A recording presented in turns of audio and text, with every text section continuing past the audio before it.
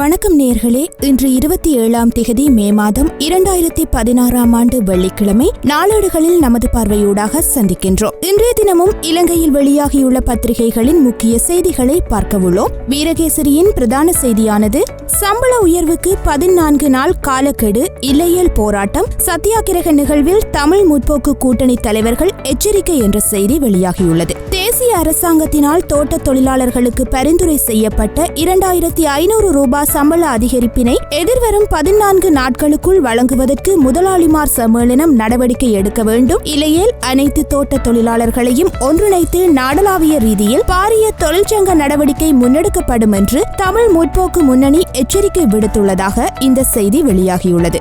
வீரகேசரியின் இன்னுமொரு செய்தியாக நாமலின் இணைப்பு செயலாளர் வீட்டிலிருந்து 10 கிலோ தங்கம் மீட்பு, சந்தேக நபரும் கைது, FCID தடுப்பில் தொடர்ந்தும் விசாரணை என்ற செய்தி வெளியாகியுள்ளது.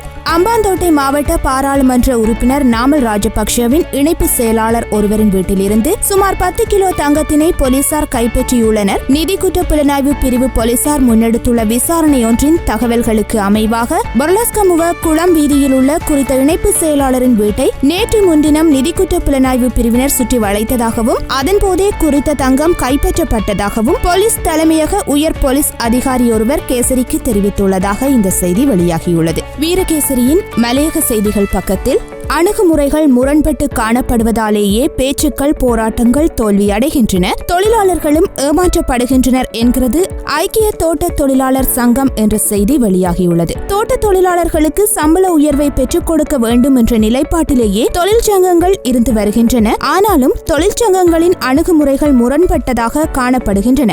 மலையக தலைமைகளிடத்தில் இருந்து வருகின்ற வரட்டு கௌரவங்கள் ஆகியவற்றின் காரணமாக பேச்சுவார்த்தைகள், போராட்டங்கள் மாத்திரமின்றி அப்பாவி தொழிலாளர்களும் ஏமாற்றப்பட்டு தோல்வியடைந்து சோர்ந்து போகின்றனர் என்று ஐக்கிய தோட்ட தொழிலாளர் சங்க பொதுச் செயலாளர் முத்துலிங்கம் தெரிவித்துள்ளதாக இந்த செய்தி தொடர்ந்து செல்கின்றது. அடுத்து வீரகேசரியின் ஆசிரியர் தலையங்கம் காணாமல் போனோர் விவகாரத்திற்கு இனியாவது தீர்வு காணப்பட வேண்டும் என்று வெளியாகியுள்ளது. காணாமல் போனோர் விவகாரமானது தொடர்ந்தும் இழுத்தடிக்கப்பட்டு வருகின்றது. காணாமல் போன தமது உறவுகளுக்கு என்ன நேர்ந்தது என்று தெரியாது பல்லாயிரக்கணக்கான தமிழ் மக்கள் பெரும் சோகத்தில் மூழ்கி இருக்கின்றனர். காணாமல் போன உறவுகள் உயிருடன் இருக்கின்றனரா அல்லது இல்லையா என்பது கூட தெரியாது. இந்த மக்கள் பெரும் துன்ப துயரங்களுடன் தமது நாளை கழித்து வருகின்றனர். யுத்தத்தின் போதான மனித உரிமை மீறல்கள் மற்றும் யுத்த குற்றச்சாட்டுகள் குறித்து உரிய விசாரணைகள் நடத்தப்பட வேண்டியது இன்றியமையாததாகும். இந்த விடயத்தில் காணாமல் போனோர் விவகாரத்திற்கு அதிக முக்கியத்துவம் வழங்க வேண்டும். உறவுகளை தொலைத்துவிட்டு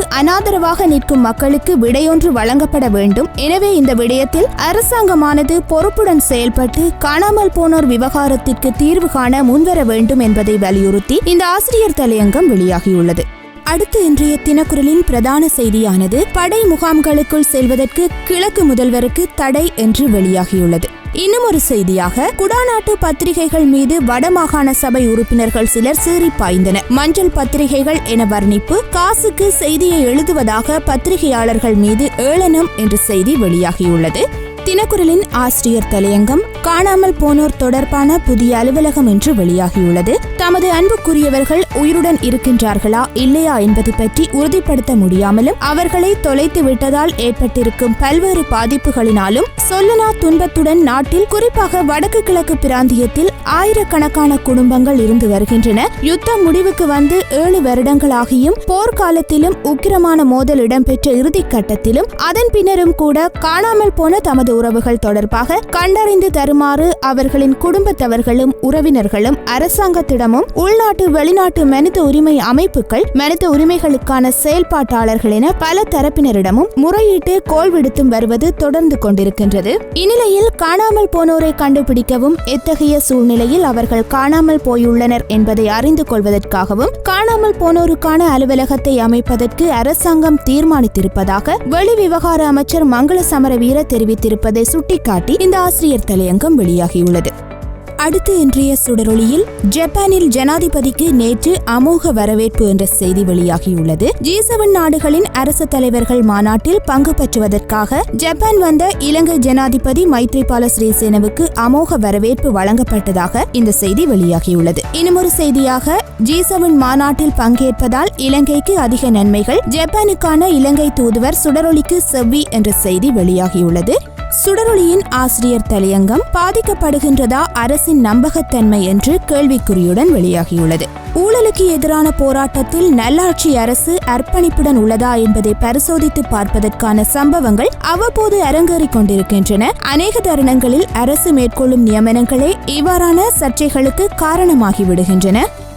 எந்த அரசின் மீது கடுமையான ஊழல் குற்றச்சாட்டுக்களை நல்லாட்சி அரசு முன்வைத்து வருகின்றதோ, எந்த அரசின் மூத்த அதிகாரிகள் பலர் தொடர்ச்சியாக விசாரணைக்குட்படுத்தப்படுகின்றனரோ, அந்த அரசின் ஊழல் அதிகாரிகள் சிலர் பின்கதவால் மீண்டும் நிர்வாக மையத்திற்குள் கொண்டு வரப்படுகின்றனர். இந்த காரியங்கள் தற்போதைக்கு பாரதூரமானவையாக தென்படாவிட்டாலும் அரசின் நம்பிக்கை தன்மையை பாதிக்கின்ற சிறு சிறு விடயங்கள் ஒவ்வொன்றும் எந்த தரப்பை பலவீனப்படுத்தக்கூடியவை என்பது வெளிப்படையான விடயம் என்பதை சுட்டிக்காட்டி இந்த ஆசிரியர் தலையங்கம் வெளியாகியுள்ளது.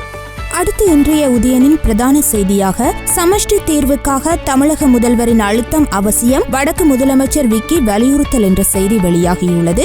இன்றைய வலம்புரியில் வலம்புரி செய்தியால் அதிர்ந்தது மாகாண சபை, நேற்றைய அமர்வில் அனல் பறந்த விவாதம் என்ற செய்தி வெளியாகியுள்ளது. வலம்புரி பத்திரிகை வெளியிட்ட செய்தி தொடர்பில் நேற்று வடக்கு மாகாண சபையில் என்றுமில்லாத கடுமையான வாக்குவாதம், கூச்சல், குழப்பம் இடம்பெற்றது. இதனால் சபை அமர்வில் சுமார் 3 மணி நேரம் வலம்புரி பத்திரிகை தொடர்பில் வாத பிரதிவாதங்கள் இடம்பெற்றதாக இந்த செய்தி வெளியாகியுள்ளது.